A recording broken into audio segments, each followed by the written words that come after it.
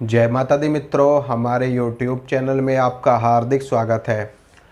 अब मैं आपको एक स्तोत्र बताने वाला हूँ और इसके बारे में आपने सुना भी होगा, पर लेकिन शायद आपने इसको सिद्ध नहीं किया होगा या फिर इसकी सिद्धि का विधान आपको नहीं बताया होगा। किसी ने बताया भी होगा तो, लेकिन जो मैं विधान आपको बताने वाला हूँ, मेरा विधान अलग होता है।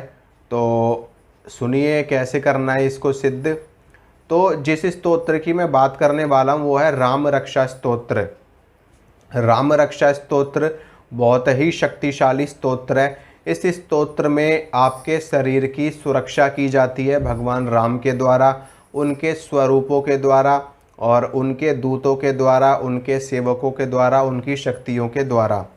राम रक्षा स्तोत्र को अगर आप सिद्ध कर लेते हो, सिद्ध करने के बाद में अगर आप इसका प्रयोग करते हो अपनी साधना से पहले, मान लीजिए आप किसी उग्र शक्ति की साधना कर रहे हो या फिर आप किसी निर्जन स्थान में बैठ कर के साधना कर रहे हो जहाँ पर आपको इस चीज़ का भय है कि कोई शक्ति हमें नुकसान ना पहुँचा दे या कोई जीव जंतु हमें नुकसान ना पहुँचा दे, तो ऐसे में आप राम रक्षा स्तोत्र का पाठ करने के बाद में अगर आप अपनी साधना करते हो तो आपको इससे प्रोटेक्शन मिलती है, आपको इससे सुरक्षा मिलती है।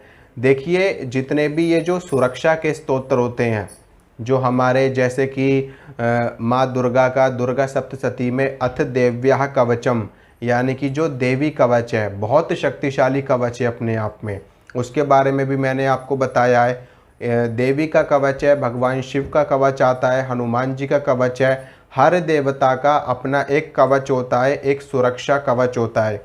क्यों होता है हर देवता का कवच, ये भी मैं आपको बता देता हूँ। देखिए, जिसके जो इष्ट देव होते हैं, जैसे कि मान लीजिए आपके इष्ट देव माँ आदिशक्ति भगवती दुर्गा हैं या उनका कोई भी स्वरूप है, तो उनसे संबंधित कवच का पाठ आपको करना चाहिए। ठीक है, अगर आप मान लीजिए अगर आपकी इष्ट देवी हैं, अगर आपकी इष्ट देवी हैं और आप भगवान शिव के कवच का पाठ करोगे तो उसमें वो बात नहीं आएगी। ठीक है, अपने जो आराध्य देव होते हैं, अपने जो इष्ट देव होते हैं, जिनके अंदर हमारी आस्था सबसे ज़्यादा होती है या जिनकी पूजा हम सबसे ज़्यादा करते हैं, जिसके ऊपर हमारा ट्रस्ट सबसे ज़्यादा होता है, जिसके प्रति हमारी श्रद्धा, हमारा विश्वास सबसे ज़्यादा होता है, हमें उन्हीं के कवच को सिद्ध करना चाहिए, उन्हीं के कवच का पाठ करना चाहिए, उन्हीं से संबंधित चीज़ों का हमें पाठ भी करना चाहिए। अलग अलग देवी देवताओं की शरण में जाने से हमें कभी भी किसी की भी कृपा प्राप्त नहीं होती। ठीक है, अगर आप दो नाव में पैर रखोगे तो आपको डूबने से कोई भी नहीं रोक सकता। इसलिए हमेशा एक नाव में आपको बैठ कर के यात्रा करनी चाहिए।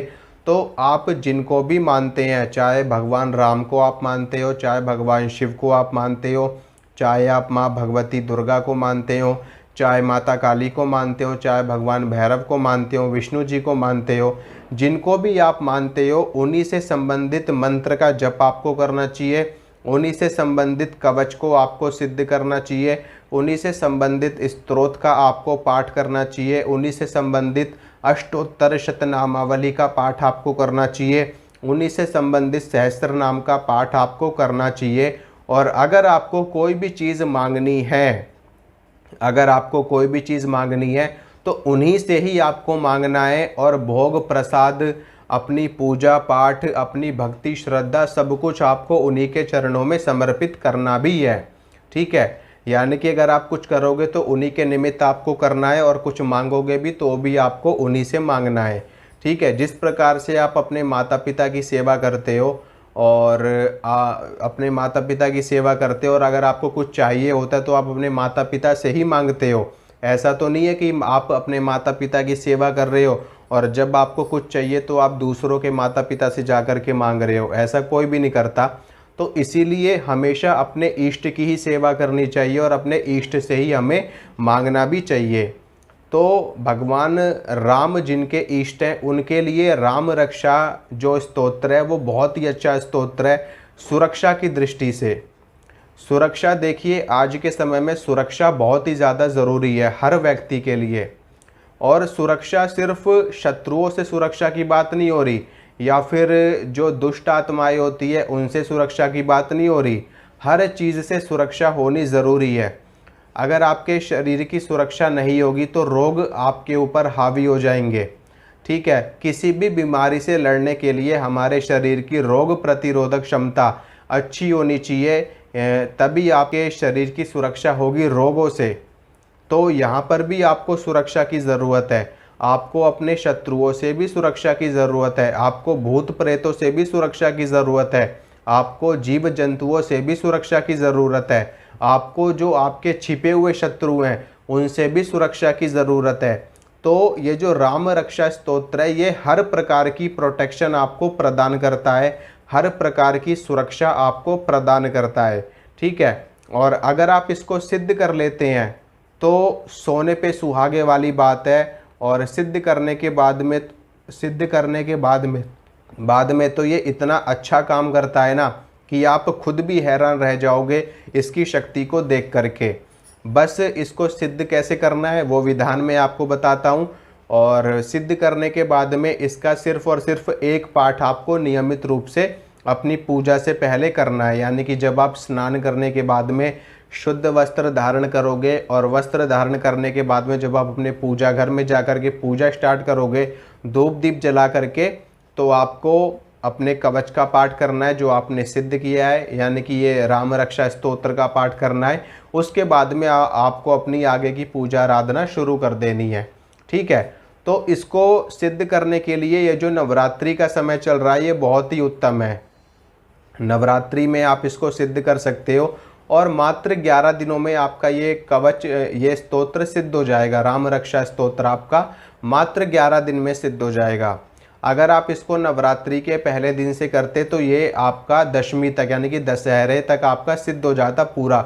दशमी के दिन में आप इसका हवन कर देते, आप इसका यज्ञ कर देते तो इसकी पूर्ण सिद्धि आपको मिल जाती।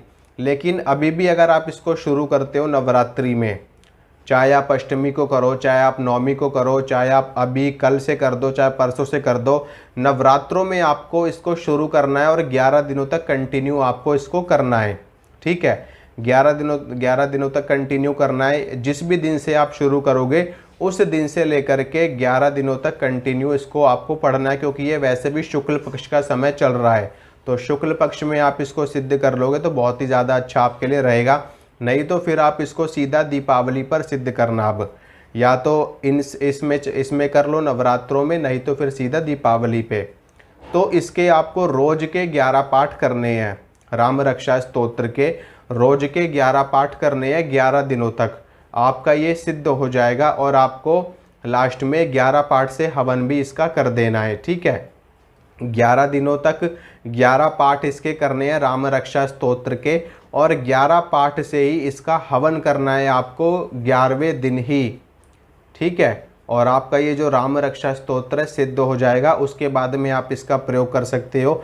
डेली का एक पाठ आप इसका नियमित रूप से करना, आपको हर तरफ से सुरक्षा प्राप्त होगी। चाहे वो आपके शत्रु हो, चाहे वो जीव जंतु हो, चाहे वो बीमारी हो, रोग हो, या फिर कोई भूत प्रेत ऊपरी बाधा हो, तंत्र बाधा हो, चुड़ैल डाकिनी शाकिनी की कोई समस्या हो, हर चीज़ में ये आपकी प्रोटेक्शन करेगा। और अगर आप एक साधक हैं तो आप इसको सिद्ध कर लेंगे। सिद्ध करने के बाद में जब भी आप अपनी साधना पे बैठेंगे तो राम रक्षा स्तोत्र का पाठ करेंगे। पाठ करने के बाद में जल के छींटे अपने ऊपर मारेंगे और उसके बाद में आप अपनी साधना शुरू करिए। फिर देखिए कैसे आपकी सुरक्षा होती है। बड़ी से बड़ी शक्ति भी आपको नुकसान नहीं पहुंचा सकती। भगवान राम जो कि स्वयं विष्णु जी के अंश हैं, विष्णु जी के अवतार हैं, इससे शक्तिशाली इस ब्रह्मांड में कौन हो सकता है भला। तो जहाँ पर भगवान राम खड़े हो गए, जहाँ पर राम जी खड़े हो गए, वहाँ पर तो हनुमान जी भी आ जाते हैं, वहाँ भगवान शिव भी आ जाते हैं, क्योंकि भगवान शिव तो खुद राम नाम का जप करते हैं। ठीक है, भगवान राम शिव जी के इष्ट हैं। ठीक है, और भगवान शिव जी भगवान श्री राम जी के इष्ट हैं। तो ये दोनों एक दूसरे के इष्ट हैं और आप खुद ही अंदाज़ा लगा सकते हैं कि जब आपको ये स्तोत्र सिद्ध हो जाएगा, भगवान राम की सुरक्षा आपको प्राप्त हो जाएगी, तो फिर इस ब्रह्मांड में आपका कौन क्या बिगाड़ सकता है। ठीक है मित्रों, तो आप इसको सिद्ध करिए। सिद्ध करने का वही विधान है, शुद्ध जल से आपको स्नान करना है। शुद्ध जल से स्नान करने के बाद में शुद्ध वस्त्र धारण करने हैं। शुद्ध वस्त्र धारण करने के बाद में अपने पूजा घर में आना है। वहाँ पर आपको 3 बार आचमन करना है। ओम केशवाय नमः, ओम माधवाय नमः, ओम गोविंदाय नमः। उसके बाद में ओम ऋषिकेशाय नमः बोल करके आपको अपना हाथ धो लेना है, हस्त प्रक्षालन कर लेना है। या फिर आप जो पवित्रीकरण का श्लोक है वो भी आप पढ़ सकते हो। ओम अपवित्रः पवित्रो वा सर्वावस्थां गतोऽपि वा यः स्मरेत पुंडरीकाक्षं सा बाह्यभ्यन्तरः शुचिः अतिनील घनश्यामं नलिनायत लोचनं स्मरामि पुंडरीकाक्षं तेन स्नातो भवाम्यहम्। इस श्लोक को पढ़ करके अपने ऊपर और अपने पूजा घर में आपको गंगा जल के छींटे मारने होते हैं। इससे शुद्धिकरण हो जाता है। इसके बाद में आचमन किया जाता है, फिर तिलक लगाया जाता है। तिलक लगाने के बाद में धूप दीप जला करके आप राम रक्षा स्तोत्र का पाठ करेंगे, 11 पाठ करेंगे। उसके बाद में अपने पाठ को भगवान श्री राम को अर्पित कर देंगे। पाठ करने के बाद में भगवान श्री राम को भोग प्रसाद अवश्य चढ़ाएंगे। भोग प्रसाद चढ़ाने के बाद में भोग प्रसाद का वितरण करेंगे सभी लोगों में। थोड़ा सा प्रसाद स्वयं भी ग्रहण करेंगे और फिर अगले दिन इसी तरीके से आपको पूजा करनी है। इसी प्रकार से 11 दिन करिए, राम रक्षा स्तोत्र आपका सिद्ध हो जाएगा और इसका फल आपको प्राप्त होना शुरू हो जाएगा। ठीक है मित्रों, मिलूंगा आपसे अब अगली वीडियो में। तब तक के लिए जय माता रानी की। अपना ख्याल रखिए, अपने परिवार का ख्याल रखिए। माता रानी आप सभी का मंगल करे, आप सभी का कल्याण करे। जय माता दी।